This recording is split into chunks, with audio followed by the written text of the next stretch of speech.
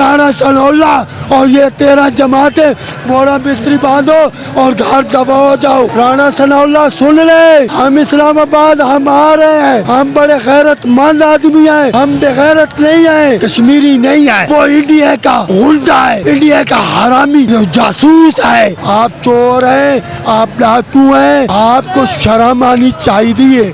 ये देख लें, ये 2-3 हजार आदमी है। मरियम औरंगजेब, तुझे शर्म आना चाहिए। तुम्हें तो अपने बाप का भी पता नहीं है। बिस्मिल्लाहिर्रहमानिर्रहीम, इय्याका नअबुदु व इय्याका नस्तईन।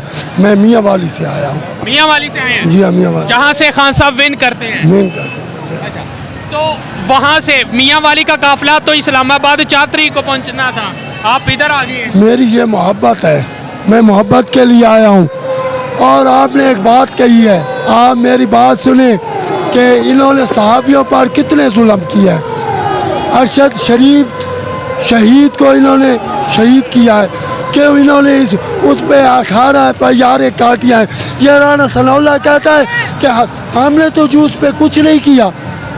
अगर तुमने कुछ नहीं किया और बेगैरत तो अशरफ शहीद बार क्यों किया?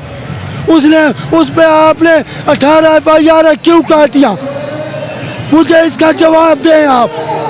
दूसरा, राणा सनौल्ला सुन ले, हम इस्लामाबाद हम आ रहे हैं, हम बड़े गैरतमंद आदमी हैं, हम बेगैरत नहीं हैं। अगर तुम में गैरत होती 13 जमातों में तो तुम जिस वक्त इमरान खान ने 7 सीटें जीती हैं तो तुम इस्तीफा दे देते, लेकिन तुम गैरत अपनी चोरी बचाने के लिए आए हो।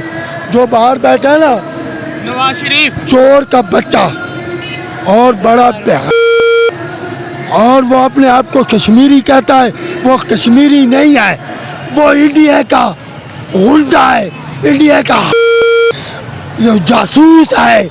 और उस जेड़ी है ना मरियम नवाज, मुझे बहुत दुख हो रहा है। मरियम नवाज ने जो अरशद शरीफ के लिए कहा है, मुझे मेरी बात सुने, अगर अशरफ शहीद होता तो वो ऐसा बयान आपको वल्दा कभी न देता। आप बड़े लोग हैं, आप चोर हैं, आप डाकू हैं। ये जो नवाज शरीफ ये कहता है कि इमरान खान के साथ सिर्फ 2 से 3 हज़ार बंदा है, इससे ज्यादा नहीं है। आपको शर्म आनी चाहिए। ये देख लें, ये 2-3 हजार आदमी है।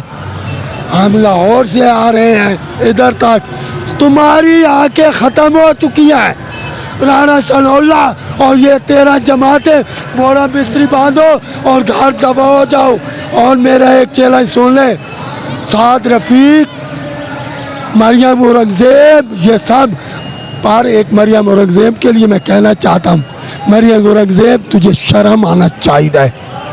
तेरा बाप 17वें ग्रेड का अफसर था, आज इतना पैसा आपने बना लिया, ये तुमने कहाँ से लिया है? तुम्हें तो अपने बाप का भी पता नहीं है।